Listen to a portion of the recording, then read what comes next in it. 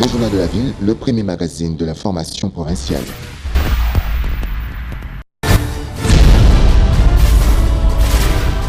Tout de suite, le journal.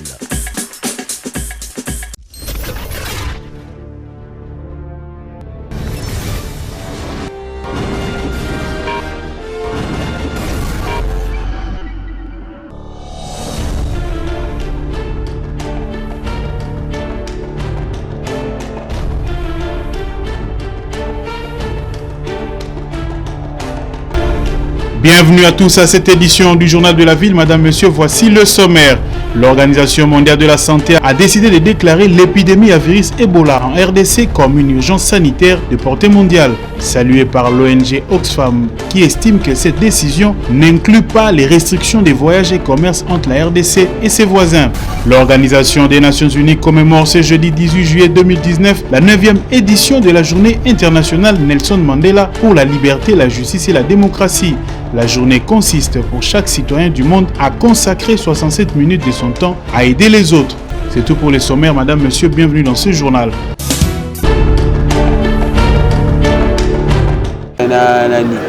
Résolution des conflits pour chercher la paix dans la ville-province de Kinshasa. Un protocole d'accord vient d'être signé ce jeudi 18 juillet entre autorités politico-administratives et policières de la commune d'Indjili, la Ligue de femmes pour le développement et l'éducation à la démocratie LIFDED et les artisans des paix d'Indjili.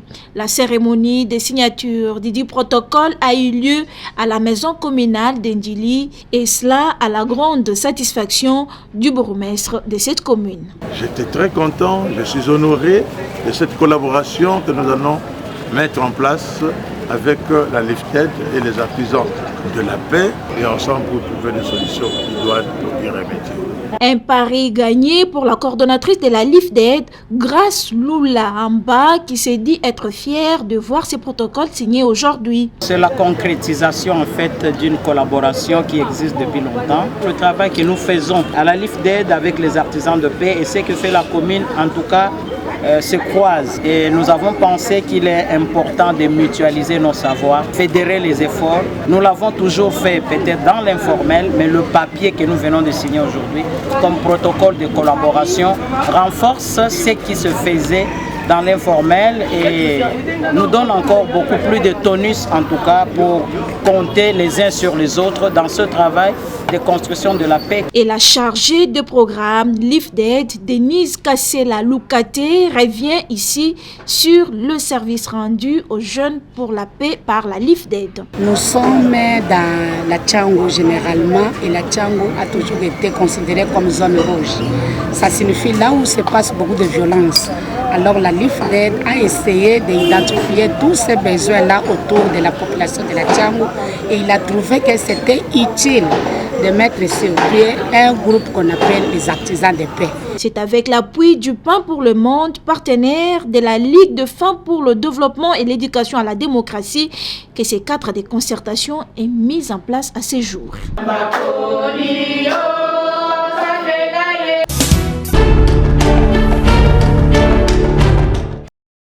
La République démocratique du Congo fait face à plusieurs maladies infectieuses telles que la polio, la rougeole, la maladie à virus Ebola et le choléra. Sur ce, les présidents de la République, avec le ministère de la Santé, veulent trouver une solution par rapport à ces maladies qui dérangent la population, car la santé est le droit fondamental d'une vie humaine.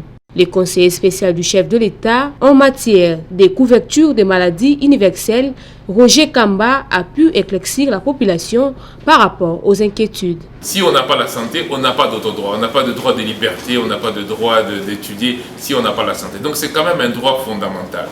Mais au-delà de ce droit fondamental, il y a le fait qu'il y a des conséquences économiques importantes. Aujourd'hui, notre population supporte à 46% le poids de la santé. Les familles supportent à 46%. Et c'est énorme. Tant qu'on va rester dans ce mécanisme-là où la santé est supportée par les familles, on va toujours continuer à s'appauvrir. Et donc il faut trouver des solutions. Et une des solutions, c'est la couverture maladie universelle. C'est-à-dire permettre à tout le monde d'accéder aux soins de santé sans pour autant se ruiner. L'idée de la couverture maladie universelle, c'est de dire, ok, on va permettre à tout le monde d'accéder à des soins de qualité, mais sans se ruiner. Sauf que pour ne pas accéder, pour que le système ne soit pas encombré, il faut prévenir des choses. Et dans la prévention, il y a la vaccination. Pour clore, le chef de l'État, Félix-Antoine Tshisekedi, le ministère de la Santé, en collaboration avec ses partenaires, organise un forum national sur la vaccination et l'éradication de la polio en RDC qui est prévu du 22 au 23 juillet dans toutes les provinces, car la santé n'a pas de prix. Mais expliquons comment la L'organisation non gouvernementale Oxfam a salué ce jeudi 18 juillet la décision de l'Organisation mondiale de la santé OMS de déclarer l'épidémie d'Ebola en République démocratique du Congo comme une urgence sanitaire de portée mondiale. L'organisation appelle cependant à plus d'engagement des communautés locales car, dit-elle, la priorité à l'action médicale a montré ses limites. Nous accueillons favorablement leur recommandation d'accorder la priorité à l'engagement communautaire car nous savons que le fait d'obtenir la confiance des communautés touchées par le virus a constitué un obstacle de taille et que le fait de se concentrer principalement sur une approche médicale n'a pas été efficace, a dit Corinne Ndao, directrice nationale d'Oxfam en RDC. Elle plaide par la même occasion pour le maintien de frontières ouvertes entre la RDC et ses voisins et la mise en place des dispositifs pratiques de dépistage aux frontières. L'épidémie à virus d'Ebola déclarée le 1er août 2018 à Beni, en Mangina, a totalisé le cumul de 2522 cas, dont 2428 confirmés et 94 probables. À la date du 17 juillet 2019, au total, il y a eu 1698 décès, 1604 confirmés et 94 probables et 717 personnes guéries. Selon le ministère de la Santé, 374 cas suspects sont en cours d'investigation. Du nouveau cas confirmés, dont 6 à Beni, 2 à Mabalako, 1 à Katwa et un autre à Mangourejipa. L'urgence sanitaire déclarée mondialement pour la République démocratique du Congo n'inclut pas les restrictions des voyages et commerces qui ne va pas isoler complètement la RDC et ses zones touchées par Ebola.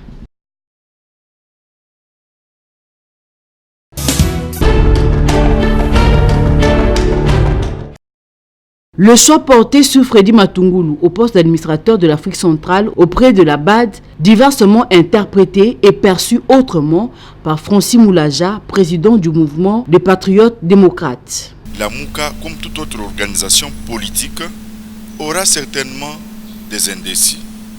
Mais le vrai problème, c'est que l'opposition ne mourra pas. Et puis de deux, jusque-là, je n'ai pas encore vu un seul cadre de la MOUCA adhérer au CACH ou bien au FCC. Je n'ai pas encore vu. Mais en ce qui concerne le professeur Matungulu, vous avez un fonctionnaire international et il ne faut pas les mettre dans le cadre de ce que nous appelons ce groupement politique. Quand on a besoin du cerveau, sur le plan international, on ne tient pas compte de couleurs politiques. S'agissant de tractations qui tardent pour la sortie du gouvernement, le président du MPD pense ceci. Le blocage se tient au niveau d'un groupe de gens qui viennent en politique pour les intérêts personnels. Parce que si on venait en politique pour servir le peuple, il n'y aurait pas eu un problème jusqu'aujourd'hui. Mais comme tout le monde veut se retrouver, c'est ce qui est le point maintenant, je ne sais pas s'ils vont faire un gouvernement de 400 personnes. Le slogan « Le peuple d'abord », aujourd'hui, cette population surtout quinoise peine au regard de son mouton en construction. Avec le slogan qu'a nos frères du peuple d'abord, de penser même à subventionner même les pauvres chauffeurs. Parce qu'aujourd'hui, tous ceux qui ont mis les véhicules de transport sur le marché, aujourd'hui, ils font que des pertes sur pertes. C'est un travail qui devait se faire dans 3 mois. Aujourd'hui, nous sommes à 6 mois. Il n'y a pas encore un seul saut de mouton terminé dans cette ville de Kinshasa. Mais on continue à barricader encore des routes. Moi, je n'appelle quand même aux autorités, ayez pitié quand même de votre peuple. Ce peuple-là qui doit maintenant, au lieu de se déplacer à 500 francs, il se déplace à 1000 francs. Maintenant, s'il était parti acheter Matembele pour revendre, il a dépensé 3 000 au lieu de 1 000 francs de transport. Il viendra lui aussi faire quoi? Récupérer dans sa marchandise. C'est devenu un manque à gagner pour... Les agents et personnels de la première chaîne de radio-télévision par satellite au Congo, RTVS 1, dénoncent avec la dernière énergie la coupure du signal de cette entreprise de presse, faisant ainsi de ces derniers des chômeurs puisque réduits au silence.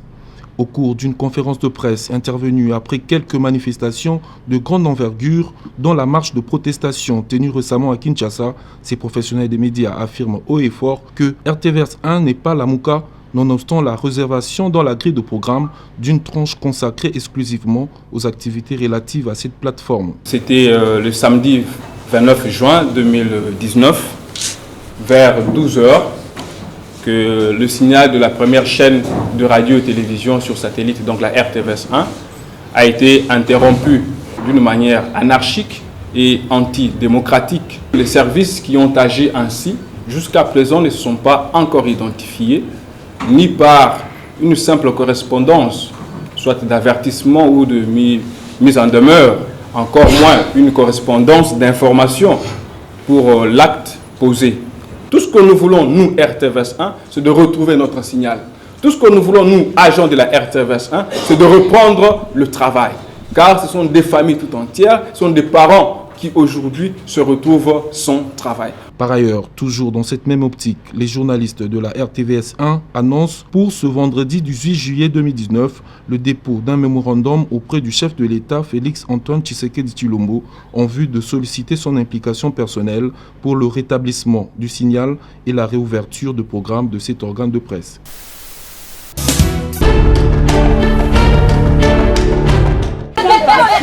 Pendant les vacances, les enfants congolais s'ennuient à la maison à suivre essentiellement la télévision ou n'ont rien à faire.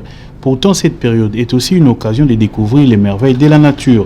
C'est ce qui a caractérisé cette visite d'un groupe de jeunes à la pépinière située sur l'avenue Pumbu, sous l'œil vigilant du coordonnateur de l'association des Amis de la Nature et des Jardins Jean Mangalibi. Ces enfants ont eu droit à une visite guidée du site et des explications sur les espèces de fleurs, la pisciculture et divers conseils. L'autre moment intéressant, c'était l'apprentissage de l'agriculture en sac, un procédé qui permet de cultiver dans un endroit qui a peu d'espace. Pour Madame Théou, encadreur de ce groupe d'enfants, cette activité vise l'éveil des consciences des jeunes. Quand nous sommes ici, c'est dans le cadre de l'agronomie et de l'environnement. C'est comme ça que nous avons emmené les enfants ici pour qu'ils voient de leurs yeux d'abord l'importance des plantes, de la nature, comment conserver, comment garder et aussi comment ils peuvent apprendre à planter. Et on a vu avec M. Mangalibi comment on pouvait planter, même si on n'a pas un grand espace, montrer aux enfants que même dans leur maison, ils peuvent planter avec déjà les sacs. Et on leur a aussi montré comment on plante aussi même des plantes qui deviennent plus tard des grosses plantes. Donc c'est vraiment dans ce cadre-là que nous sommes venus ici. Et les enfants ils ont vu comment on conserve les plantes, comment on plante, ils ont vu les ruches d'abeilles, ils ont vu les poissons, comment on élève les poissons. Et c'est ce que nous voulons, que les enfants prennent conscience parce que ces enfants-là sont l'avenir de demain, ils vont choisir des options et généralement ils ne choisissent que des options qui sont connues. Et souvent on dit les enfants ne veulent faire que la médecine, l'économie ou le droit, alors qu'à côté de tout ça, nous avons beaucoup de choses qu'on peut faire. Ces jeunes sont sortis de cet espace avec un plaisir d'avoir appris beaucoup pour leur avenir.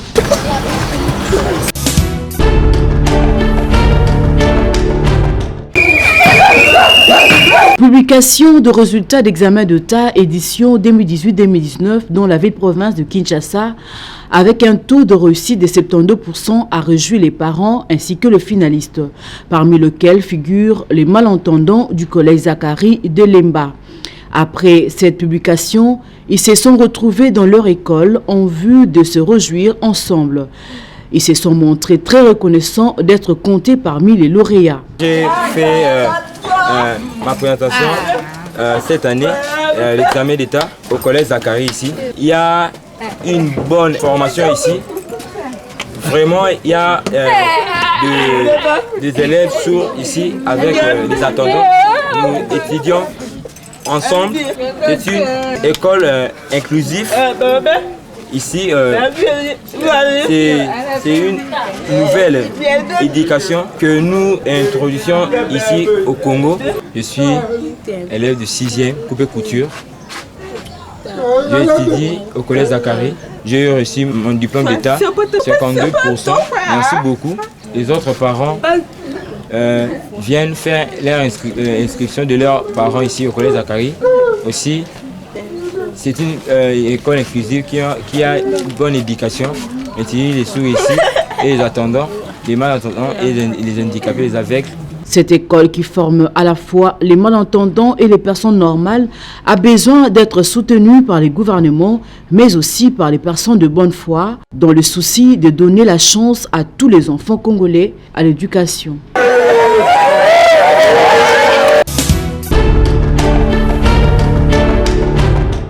Sous le haut patronage du président de la République démocratique du Congo, Félix Antoine Tshisekedi Tshilombo, le Forum international de femmes de l'espace francophone, FIFEF en sigle, présente la Journée internationale de la femme africaine, JIFA, lors du 3e congrès panafricain à Kinshasa en RD Congo, du 29 au 31 juillet 2019.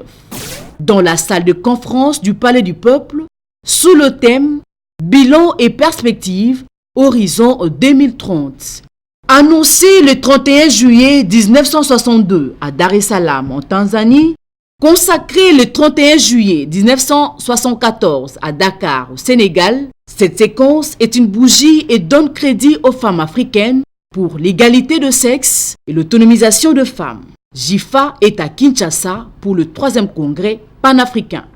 Infoline plus 243 821 677 960 plus 243 999 909 206. JIFA, c'est pour bientôt.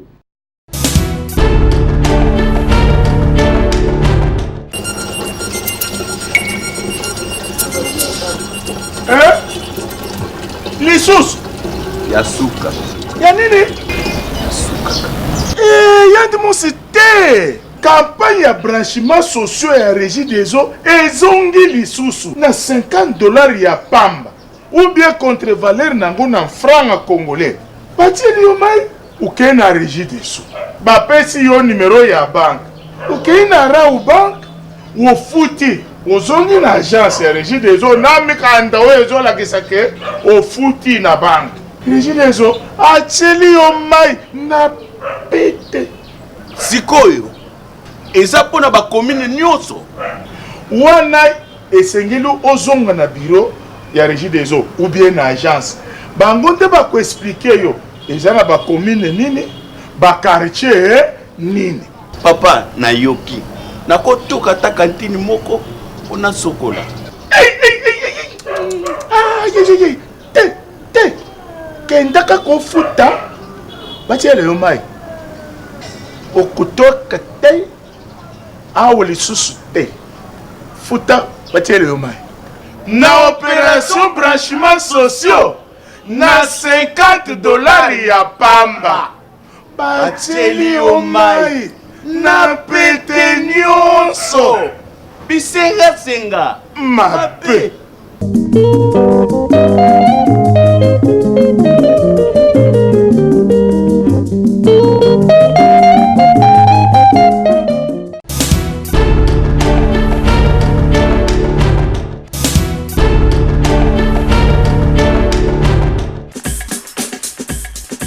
C'est par ici que nous mettons un terme à cette édition du Journal de la Ville. La rédaction vous remercie de l'avoir suivi et vous fixe un prochain rendez-vous ce vendredi.